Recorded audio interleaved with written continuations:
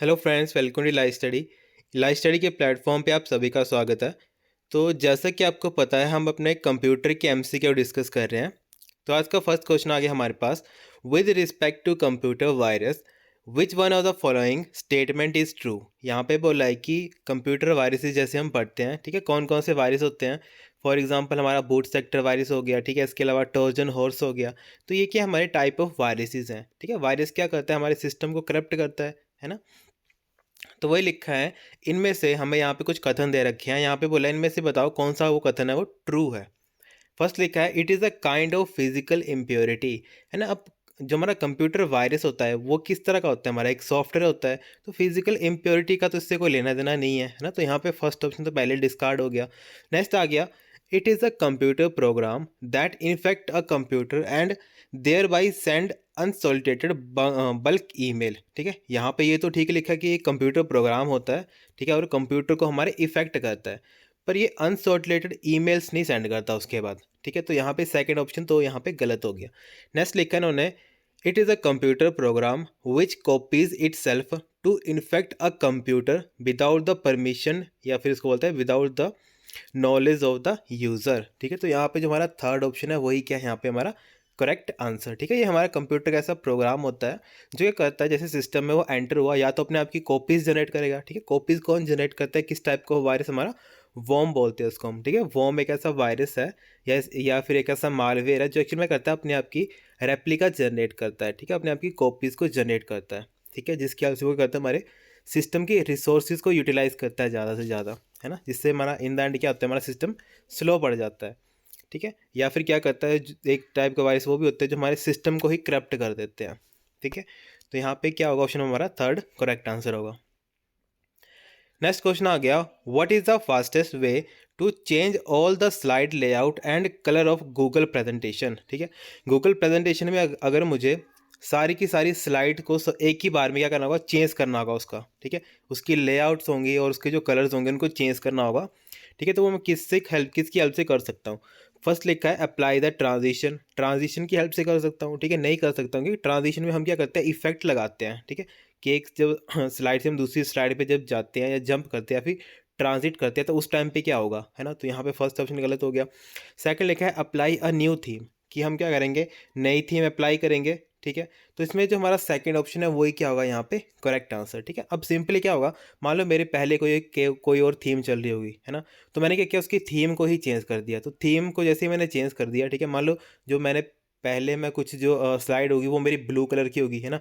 अब मैंने क्या किया, रेड कलर की क्या हुई थीम को यूज़ कर लिया। तो वो थीम क्या होगी, वो सभी की सभी स्लाइड्स के ऊपर वन टाइम तो एक ही बार में क्या होगा, अप्लाई हो जाएगा, ठीक है।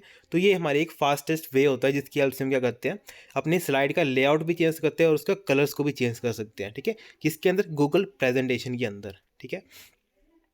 नेक्स्ट आ गया हमारे पास, the term giga hertz is an indicator of which feature of a computer. यहाँ पे बोला है जो हमारे गीगा हर्ट्स की एक इंडिकेटर है, ये किसके रिगार्डिंग है। फर्स्ट लिखा है नंबर ऑफ पिक्सल, सेकंड लिखा है स्क्रीन रेजोल्यूशन, थर्ड लिखा है स्पीड, फोर्थ लिखा है स्टोरेज। तो हमें पता है गीगा हर्ट्स हो गया, ठीक है। इसके अलावा हमारे हर्ट्स हो गया, इसके अलावा हमें बोलते हैं फ्लॉप्स हो गया, है ना, या फिर टी फ्लॉप्स हो गया, ठीक है। ये एक्चुअल में किसकी इंडिकेटर है, ये हमारे स्पीड बताते हैं, ठीक है। तो यहाँ पे सिंपली आएगा ये हमारा option number third correct answer, ठीक है। नेक्स्ट आ गया हाफ बाइट, ठीक है। अब हमें पता है बाइट कितना होता है, 8 बिट का होता है। अब हाफ बाइट मतलब एक 8 बिट को आधा कर दो, कितने बच के हमारे 4 बिट, है ना। तो 4 बिट को एक्चुअली में हम क्या बोलते हैं, निब्बल बोलते हैं, है ना। तो यहाँ पे सिंपली हमारा ऑप्शन नंबर बी आएगा करेक्ट आंसर, ठीक है। क्वेश्चन घुमा के पूछा था कि हाफ बाइट को क्या बोलेंगे, तो half byte is known as nibble. Next आ गया, why would you want to freeze rows in your spreadsheet. यहाँ पे बोला है स्प्रेडशीट के अंदर आप रोज को क्यों फ्रीज करते हो, ठीक है। स्प्रेडशीट कोई भी ऐसा प्रोग्राम हो गया, जैसे एक्सेल आ गया, ठीक है, लोटस आ गया, तो ये डिफरेंट डिफरेंट है, या फिर ओपन ऑफिस का आ गया, ठीक है, लिब्रा ऑफिस आ गया, ठीक है। ये एक्चुअल में है क्या, ये सारे के सारे, ठीक है, जैसे लिब्रा का कैल्क आ गया, ठीक है, ये एक्चुअल में है क्या, सारे के सारे स्प्रेडशीट प्रोग्राम्स हैं, है ना। तो स्प्रेडशीट प्रोग्राम क्या होते हैं, ऐसे प्रोग्राम जो रोज़ और कॉलम की फॉर्म में, या फिर सिंपल बोल लें तो टैबुलर फॉर्म में हमें डाटा इंसर्ट करने और उनके ऊपर मैनिपुलेशन करने के लिए हमें यूज़फुल होते हैं, ठीक है। वो सारी सारे स्प्रेडशीट प्रोग्राम होते हैं। फॉर एग्जांपल जैसे हम डे टू डे लाइफ में क्या यूज़ करते हैं, एक्सेल को यूज़ करते हैं, ठीक है। तो वही बोला है, अगर हमें एक्सेल के अंदर फॉर एग्जांपल एक्सेल कर लेते हैं कि हम रोज़ को फ्रीज़ करते हैं, ठीक है, तो उसका फ़ायदा क्या है। फर्स्ट लिखा है to modify only the frozen row, कि हम जो हमने जिनको फ्रोज किया है, ठीक है, मतलब फ्रीज किया है, उनको मॉडिफाई करेंगे। सेकंड लिखा है to limit the data that can be entered in a frozen row, कि हम डाटा की लिमिट सेट कर सकते हैं कि इतना डाटा जाएगा, उसके अलावा नहीं जाएगा। थर्ड लिखा है to prevent the row being edited by collaborate, ठीक है, इसके हेल्प से क्या कर सकते हैं, रोज को प्रिवेंट कर सकते हैं ताकि वो कोलैबोरेट ना कर पाए किसी और फर्दर रोज के साथ, ठीक है। फोर्थ लिखा है to scroll throughout the spreadsheet while continuing to see the frozen row, ठीक है। तो यहाँ पे जो हमारा ऑप्शन वो फोर्थ है, वो यहाँ पे करेक्ट आंसर है। इसके बोलने का मतलब है जैसे हम किसी रो को फ्रीज करते हैं तो उससे क्या होता है, वो रो वैसी की वैसी ही डिस्प्ले होती है, पर हम बाकी रोज को क्या कर सकते हैं, स्क्रॉल करके चेक कर सकते हैं, ठीक है। तो यहाँ पे आएगा ऑप्शन हमारा फोर्थ करेक्ट आंसर। नेक्स्ट आ गया when presenting the slides in Google slide what are not some of the ways you can advise to next slide sorry, ठीक है। यहाँ पे बोला है कि जब हम गूगल स्लाइड एक्चुअल में यूज़ करते हैं, ठीक है, तो इनमें से ऐसा कौन सा तरीका है, ठीक है, कौन सा तरीका नहीं है, ठीक है, यहाँ पे सॉरी लिखा है, यहाँ पे कौन सा ऐसा तरीका नहीं है जिसकी हेल्प से हम क्या कर सकते हैं, नेक्स्ट स्लाइड पे जा सकते हैं, ठीक है। फर्स्ट लिखा है एरो की, तो एरो की हेल्प से हम जा सकते हैं, है ना। सेकंड लिखा है प्रेस द स्पेस बार, तो स्पेस बार की हेल्प से हम जा सकते हैं। नेक्स्ट लिखा है क्लिकिंग द माउस, तो माउस की क्लिक से भी हम क्या कर सकते हैं, नेक्स्ट स्लाइड पे जंप कर सकते हैं। प्रेसिंग द शिफ्ट की, पर हम शिफ्ट की का यूज़ नहीं करते हैं, ठीक है। तो यहाँ पे हमारा ऑप्शन नंबर क्या होगा, फोर्थ आएगा करेक्ट आंसर, ठीक है। बाकी सभी की हेल्प से हम क्या कर सकते हैं, एक स्लाइड से अगली स्लाइड के ऊपर जा सकते हैं, पर शिफ्ट की हेल्प से हम नहीं जा सकते हैं। नेक्स्ट आ गया for renaming a file in Windows you will most likely use, ठीक है। यहाँ पे बोला है कि अगर हमें फाइल को रीनेम करना होगा विंडोज़ के अंदर तो एक्चुअल में हम कहाँ क्या मेनली यूज़ करेंगे। फर्स्ट लिखा है फाइल एक्सप्लोरर, सेकंड लिखा है फाइल मैनेजर, थर्ड लिखा है फाइल डिक्शनरी, फोर्थ लिखा है फाइल फोल्डर, ठीक है। तो मुझे किसी चीज़ को रीनेम करना है तो हम कहाँ पे जाके करते हैं, फाइल एक्सप्लोरर के अंदर, ठीक है। तो यहाँ पे फर्स्ट ऑप्शन ही क्या है, यहाँ पे करेक्ट आंसर, ठीक है। इसके अलावा कई बार शॉर्टकट की पूछ लेते हैं, ठीक है, व्हाट इज़ द शॉर्टकट की फॉर रीनेमिंग, है ना, तो उसके लिए हम F2 का यूज़ करते हैं, ठीक है। फंक्शन की होती है हमारी F2, उसको प्रेस करते हैं, उसकी हेल्प से हम क्या कर सकते हैं, रीनेम कर सकते हैं अपने फाइल या फिर किसी भी डॉक्यूमेंट को। नेक्स्ट आ गया a group of cells is called, a group of cell को हम क्या बोलेंगे, उसकी रेंज, है ना। तो सिंपली हमारा ऑप्शन नंबर डी आएगा करेक्ट, ठीक है। ग्रुप ऑफ सेल्स को हम क्या बोलते हैं, सेल की रेंज। नेक्स्ट आ गया which of these is not the correct version of M S Office, ठीक है। एम एस ऑफिस का कौन सा करेक्ट वर्जन नहीं है, ठीक है। फर्स्ट लिखा है ऑफिस 1986, सेकंड लिखा है ऑफिस 2003, थर्ड लिखा है ऑफिस 2007 और फोर्थ लिखा है ऑफिस 2010। तो यहाँ पे जो हमारा ऑफिस 1986 है, ऐसा कोई करेक्ट वर्जन ऑफिस का नहीं है। नेक्स्ट क्वेश्चन आ गया which of the following is not a valid function of N input device, ठीक है। यहाँ पे बोला है कि कौन सा एक वैलिड फंक्शन है ये किसका, इनपुट डिवाइस का, ठीक है। तो फर्स्ट लिखा है उन्होंने it convert the input data and instruction into a computer acceptable form, ठीक है। ये बोला है कि कोई भी जो इनपुट डाटा होगा या फिर इंस्ट्रक्शन होगी उसको किस में, उसको क्या करेगा, कंप्यूटर एक्सेप्टेबल फॉर्म में कन्वर्ट करेगा, ठीक है, ये बात तो ठीक है। नेक्स्ट सेकंड लिखा है it send input data and instruction to storage devices for storage and further processing, ठीक है, ये बात भी ठीक है। इन क्या करेगा, इनपुट डाटा इंस्ट्रक्शन को कहाँ भेजेगा, स्टोरेज डिवाइस के अंदर भेजेगा सिंपली, ठीक है। सेकंड लिखा है, थर्ड लिखा है यहाँ पे it process the input data, ठीक है, इनपुट डिवाइस क्या करेंगे, डाटा को प्रोसेस करेंगे and send the result directly to output device, ठीक है। यहाँ पे क्या करता है, सबसे पहले कहाँ जाता है हमारा, आइदर सीपीयू के पास जाएगा या तो मेमोरी के अंदर जाके डाटा स्टोर होगा, ठीक है। तो इन दोनों में से ये कथन क्या है यहाँ पे गलत है, ठीक है। डायरेक्टली कोई भी इनपुट डिवाइस डायरेक्टली आउटपुट में नहीं भेज सकता, आइदर वो सीपीयू के थ्रू जाता है, ठीक है। मान लो हम कुछ भी चीज़ लिख रहे हैं तो सबसे पहले सीपीयू के पास जाएगा, सीपीयू के बाद वो प्रोसेस होने के बाद कहाँ जाएगा, किसी आउटपुट डिवाइस के पास, फॉर एग्जांपल मॉनिटर के पास, है ना। तो यहाँ पे जो थर्ड ऑप्शन है वही क्या है, यहाँ पे गलत है। नेक्स्ट आ गया Unicode encoding scheme represent the character as a group of, ठीक है। यूनिकोड बोलो या फिर उसको हम बोलते हैं ना, हाँ, यूटीएफ करके, ठीक है। वो कितने का होता है, वो तुम्हारा 8 बिट का, ठीक है। यूटीएफ 8, जैसे हम एचटीएमएल की कोडिंग भी करते हैं, ठीक है, तो वहाँ पे हम करेक्टर सेट पढ़ते हैं अलग अलग, स्काई हो गया, ईबीडीसीआईडी हो गया, इसके अलावा यूटीएफ हो गया, ये सारे सारे हमारे करेक्टर की इनकोडिंग है ना। तो वही पूछा है, हमारा यूनिकोड होता है बेसिकली, वो कितने बिट का होता है, हमारा 8 बिट का होता है, ठीक है। इसके अलावा स्काई पूछते हैं, स्काई कितने का होता है, हमारा 7 बिट का होता है। नेक्स्ट आ गया विच one of the following statement is correct about uniform resource identifier, ठीक है। URI के रिगार्डिंग कौन सा जो कंसेप्ट है यहाँ पे वो ठीक है। फर्स्ट लिखा it is a unique address that can be used to uniquely identify each node in a network, ठीक है। अब ये फर्स्ट लाइन बोल रही है कि जो हमारा नोड क्या होते हैं, जो भी नोड किस चीज़ को बोलते हैं, जब भी एक कंप्यूटर या फिर कोई एक डिवाइस इंटरनेट को यूज़ कर रहा है ना, उसको हम नोड बोलते हैं, ठीक है। सिंपल इतना याद रखो। तो यूआरएल ये काम नहीं करता है, ठीक है। आइडेंटिफाई नहीं करता है कि एक्चुअल में कौन कौन सा कंप्यूटर या फिर कौन कौन सा डिवाइस है जो कनेक्टेड है, ठीक है। उसको आइडेंटिफाई करने का काम नहीं करता है, या फिर उसका एड्रेस नहीं देता है हमें। तो यहाँ पे फर्स्ट लाइन गलत होगी। सेकंड लिखा है it is a set of rules which is use to retrieve link, ठीक है। अब ये लिखा है कि सेट ऑफ रूल्स होते हैं यूआरआई, ठीक है। तो यहाँ पर ये गलत हो गया, जिसकी हेल्प से वो क्या करता है, रिट्रीव करता है link of the web pages, ठीक है। तो ये भी यहाँ पे सेकंड क्या है, ऑप्शन यहाँ पे गलत है। सेकंड आ गया सेट ऑफ रूल्स किसको बोलते हैं हम, प्रोटोकॉल्स को बोलते हैं, है ना। थर्ड आ गया it is a unique address और a path for each resource located on the web, ठीक है। तो यहाँ पे ये क्या ऑप्शन हुआ हमारा, थर्ड ही क्या है यहाँ पे करेक्ट आंसर, ठीक है। ये क्या होता है, यूआरआई हमारा एक यूनिक एड्रेस होता है या फिर एक रास्ता होता है या पाथ होता है, जिसकी हेल्प से हम क्या करते हैं, किसी रिसोर्स के ऊपर पहुंचते हैं या फिर किसी रिसोर्स को क्या करते हैं, लोकेट करते हैं, कहाँ पे, हमारे वर्ल्ड वाइड वेब के ऊपर, ठीक है। तो यहाँ पे जो हमारा थर्ड ऑप्शन है वही क्या यहाँ पे करेक्ट आंसर। नेक्स्ट आ गया which the following network device extract the destination address from the data packet, ठीक है। अब यहाँ पे सिंपली इन्होंने बोला कि ऐसा कौन सा नेटवर्क डिवाइस है, ठीक है। नेटवर्क डिवाइस, अब मेनली इन्होंने कीवर्ड दे रखे हैं, तो नेटवर्क डिवाइस दे रखा है और साथ में लिखा है यहाँ पे डाटा पैकेट। अब ये बताओ पैकेट कहाँ पे चलता है, कौन सी लेयर है जो पैकेट्स के ऊपर काम करती है, ठीक है। हमें पता है जो ओएसआई की थर्ड लेयर है, ठीक है। थर्ड लेयर कौन सी है हमारी, नेटवर्क लेयर है ना। अब नेटवर्क लेयर पे के ऊपर कौन सा जो डिवाइस है वो काम करता है, राउटर काम करता है ना। तो सिंपली अब कौन सा इन्होंने हिंट दे रखा है क्वेश्चन के अंदर ही कि एक ऐसा नेटवर्क डिवाइस है जो डाटा पैकेट्स को मेनली क्या करता है, कंसीडर करता है फॉर डेस्टिनेशन एड्रेस, ठीक है। तो डाटा पैकेट्स, अब पैकेट्स कौन सी लेयर पे हमें पता है, थर्ड लेयर। थर्ड लेयर में कौन सा डिवाइस काम करता है, हमारा राउटर, ठीक है। तो इस क्वेश्चन का डायरेक्टली आंसर आ जाएगा हमारा option first, router. Next question आ गया वर्चुअल कीबोर्ड्स और online keyboard are commonly provided by internet banking website, ठीक है। जैसे हम क्या करते हैं, फॉर एग्जांपल हम अपनी एसबीआई की ब्राउज में जाते हैं, ठीक है, मेन ऑफिशियल वेबसाइट पे जाते हैं, तो वहाँ पे हमें क्या मिलता है, एक वर्चुअल कीबोर्ड मिलता है, ठीक है। मान लो मुझे क्या करना है, अपनी मतलब इंटरनेट बैंकिंग को यूज़ करना है ना। तो हमें वहाँ पे क्या मिलता है, स्क्रीन के ऊपर एक कीबोर्ड मिलता है, उसको हम बोलते हैं वर्चुअल कीबोर्ड, ठीक है।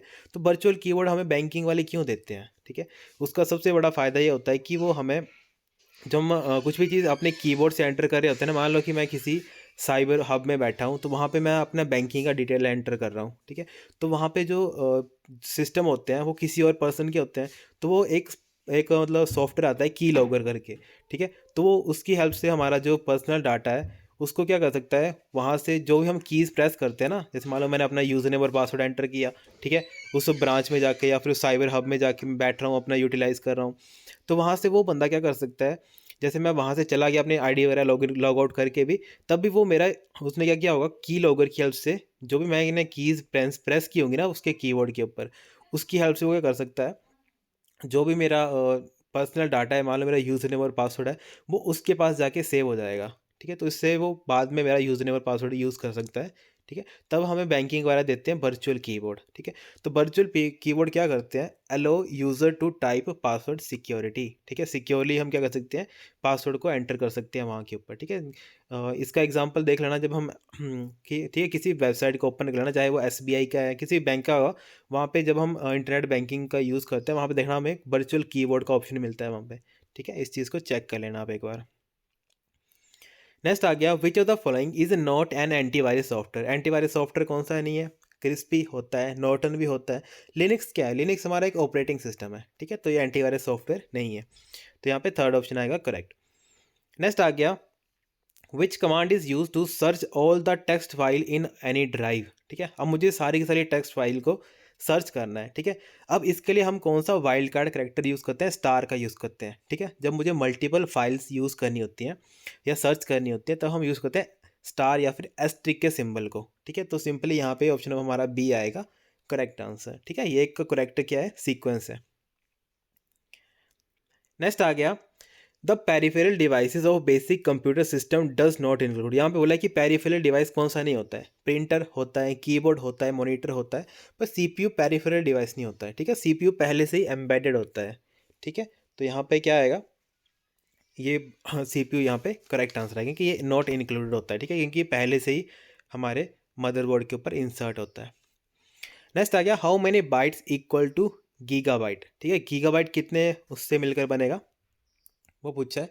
तो हमें पता है कि जो हमारा 1 KB होता है वो कितना होता है हमारा 1024 बाइट, ठीक है। उसके अलावा 1 MB कितना हो गया, उसको मतलब टू रेस टू पावर 10, ठीक है, जैसे नॉर्मली करते हैं 2 रेस टू पावर 10, ठीक है, कितना आ गया ये हमारा, ये निकला हमारा कितना 1 KB के रिगार्डिंग, ठीक है। फिर इसको मल्टीप्लाई कर लो आप 1 MB के रिगार्डिंग, इसको मल्टीप्लाई कर लो आप 2 रेस टू पावर 10 के साथ, तो ये बनेगा हमारा कितना टोटल 1 GB, ठीक है। पहले KB आ गया, ठीक है, 1 KB आ गया, फिर हम निकालते हैं 1 MB का, फिर निकालते हैं 1024 MB, जिसको हम क्या बोलते हैं 1 GB, ठीक है। तो वही लिखा है 1 GB क्या होगा। इन सिंपली हम क्या करते हैं मैथ में, जब क्या होता है पावर सेम होती है तो इनको क्या बेस मतलब सेम होता है, तो पावर को हम क्या करते हैं प्लस कर लेते हैं, ठीक है। तो सिंपली इनको प्लस कर लो, 10 + 10 + 10, तो कितना आएगा सिंपली 2 रेस टू पावर 30। तो इसमें सिंपल आएगा जो ऑप्शन हमारा सी है वो आएगा यहाँ पे करेक्ट आंसर, ठीक है, 2 रेस टू पावर 30 बाइट, ठीक है। इस ख्याल से हम क्या करते हैं, किसी भी चीज़ को नहीं आता GB से आगे मान लो TB होता, तो TB के लिए क्या होगा 2 रेस टू पावर 10 मल्टीप्लाई एक बार फिर से हो जाता, ठीक है, तो वो आ जाता 2 रेस टू पावर 40, ठीक है। इस तरह से हम क्या करते हैं उसको इवेल्युएट करते हैं या फिर निकालते हैं।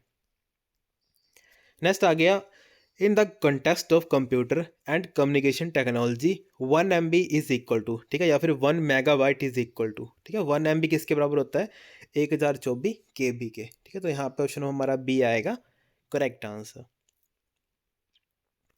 नेक्स्ट आ गया, a cookie fill in the blanks, cookie क्या होती है। फर्स्ट आ गया store information about users web activity, second लिखा है store software developed by the user, third लिखा है store the password of the user, fourth लिखा है store the command used by the user, ठीक है।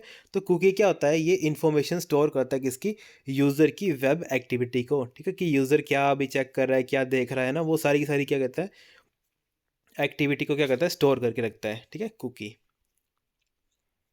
नेक्स्ट आ गया, विच among the following option is not manufactured of the CPU, ठीक है। यहाँ पे बोला है इनमें से कौन सा ऑप्शन है जो मैन्युफैक्चरिंग नहीं करता है CPU की, ठीक है, मतलब सिंपल सा फंडा है कि CPU को नहीं बनाता है, बाकी सारी कंपनियां बनाती होंगी, ठीक है।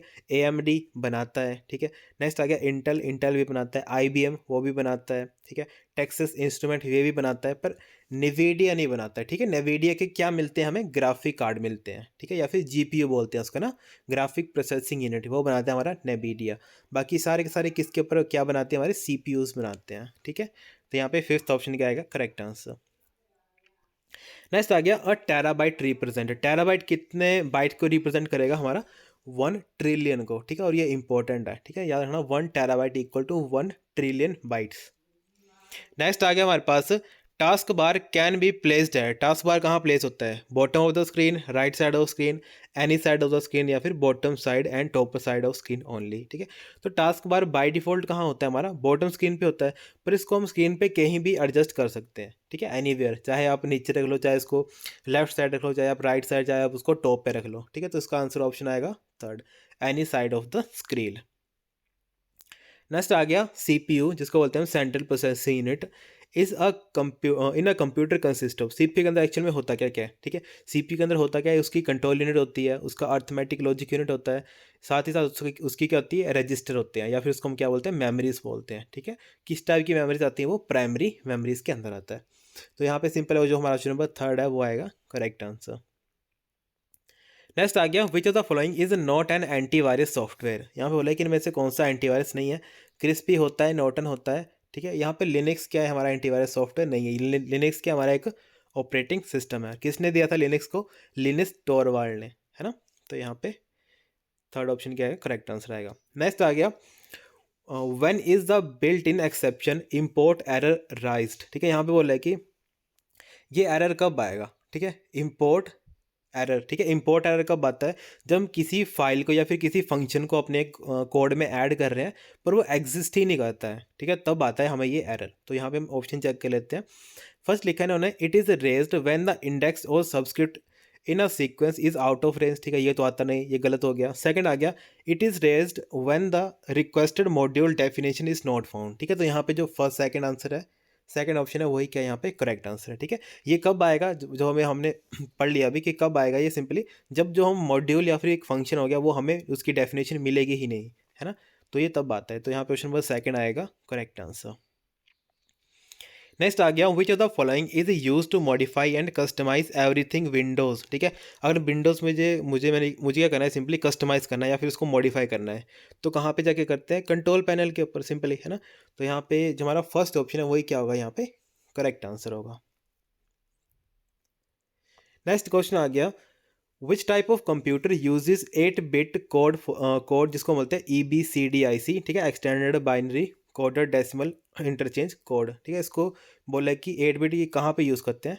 ठीक है, इसको मेनली EBCDIC को कहाँ पे यूज़ करते हैं। ठीक है, तो जब भी EBCDIC की बात आएगी तो इनको हम कहाँ यूज़ करते हैं, मेन फ्रेम कंप्यूटर के अंदर। ठीक है, और ये इंपॉर्टेंट क्वेश्चन है। नेक्स्ट क्वेश्चन आ गया, which of the following provide a simple way to identify session among a group of HTTP and HTML request. ठीक है, तो ये कहाँ पे आती हैं सारी सारी हमारी। ठीक है, प्रोवाइड किसके हेल्प से हम करते हैं, with the help of cookies, है ना। तो यहाँ पे आएगा ऑप्शन हमारा सेकंड, ही आएगा करेक्ट आंसर। नेक्स्ट क्वेश्चन आ गया, what was the first domain ever registered in world wide web. ठीक है, यहाँ पे इंपॉर्टेंट क्वेश्चन है कि जो हमारा फर्स्ट डोमेन था, ठीक है, वर्ल्ड वाइड वेब में, वो कौन सा रजिस्टर हुआ था। फर्स्ट लिखा है www.linux.com था, सेकंड लिखा है server.com था, थर्ड लिखा है symbolics.com था, फोर्थ लिखा है computer.com था। ठीक है, तो यहाँ जो हमारा फर्स्ट डोमेन था वो कौन था, हमारा symbolics.com। तो यहाँ पे जो हमारा ऑप्शन नंबर थर्ड है वो क्या है, यहाँ पे करेक्ट आंसर है। ठीक है guys, thank you so much, have a great day.